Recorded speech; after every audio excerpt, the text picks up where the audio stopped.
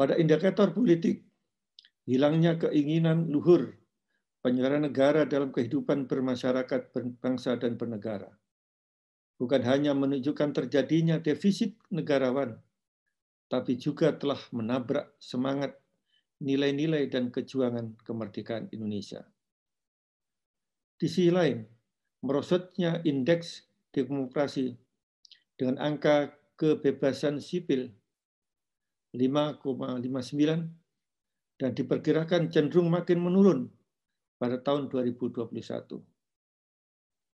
Memperlihatkan betapa kekuasaan membungkam hak berbicara dan berorganisasi warga negara sebagai hak dasar warga negara yang dijamin Undang-Undang Dasar 45. Mereka yang menyampaikan aspirasi dan kritik terhadap pemerintah yang harusnya dilindungi justru diperkarakan dan dipenjarakan. Sangat terlihat bahwa pemerintah bekerja dengan kepalsuan, pencitraan kekuasaan, seolah untuk rakyat, namun realitasnya kekuasaan didaya gunakan hanya untuk diri dan kelompok sendiri, sesuai ego politik dan kepentingan oligarki, bersama koalisi partai politik yang terus-menerus menggerus kedaulatan rakyat. Perilaku politik yang korup dan meningginya perilaku otoritarianisme adalah wajah buruk kekuasaan saat ini. Dalam kaitan itu, gagasan masa kepemimpinan presiden menjadi 3 periode. Ada suatu contoh gagasan yang mengarah kepada absolutisme kekuasaan yang sangat berbahaya bagi kehidupan kebangsaan.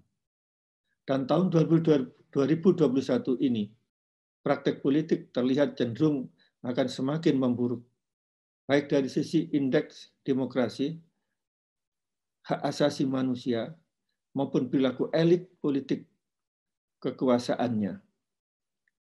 Hampir tidak ada kontrol karena parlemen juga cenderung hanya sebagai stempel kekuasaan.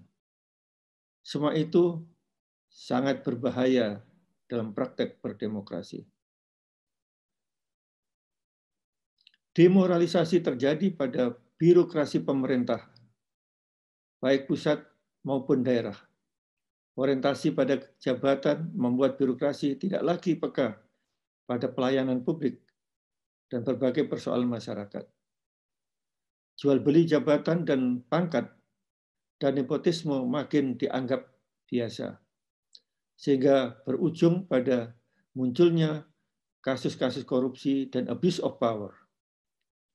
Sebanyak 33 kepala daerah dan 4 menteri terjerat korupsi di era Jokowi. Bahkan bantuan sosial untuk rakyat miskin di tengah pandemi COVID-19 yang dananya berasal dari utang luar negeri pun dikorupsi dengan melibatkan langsung seorang menteri.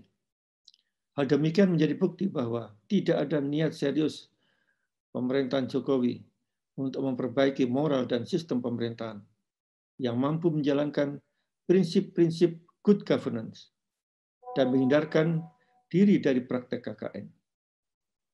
Kami sepakat dan sesuai dengan pernyataan Menteri Koordinator Bidang Politik Hukum dan Keamanan Menko Polhukam Mahfud MD yang menyatakan agar para menteri yang melakukan tindak pidana korupsi saat bencana pandemi COVID-19 seperti saat ini diancam dan dituntut dengan hukuman mati. Sementara di tengah pandemi COVID-19, pemerintah telah memaksakan diri untuk melaksanakan pilkada serentak 9 Desember 2020. Sebelumnya, hampir seluruh elemen bangsa, termasuk NU dan Muhammadiyah sebagai ormas keagamaan terbesar di Indonesia, telah memberikan peringatan keras agar menundanya. Kini akibatnya tampak jelas. Sekitar sebulan setelah pelaksanaan pilkada serentak dilaksanakan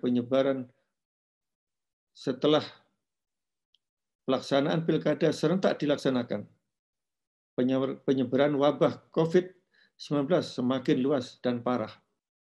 sangat memilukan sekaligus memalukan. Karena pemerintah justru menggunakan alasan COVID-19 untuk kepentingan politik. Memberangus siapa saja yang kritis dan tidak sejalan dengan pemerintah. Lantas siapa pihak yang berani menyatakan diri bertanggung jawab? Bagaimana pertanggungjawaban pemerintah atas semua resiko yang terjadi sekarang ini?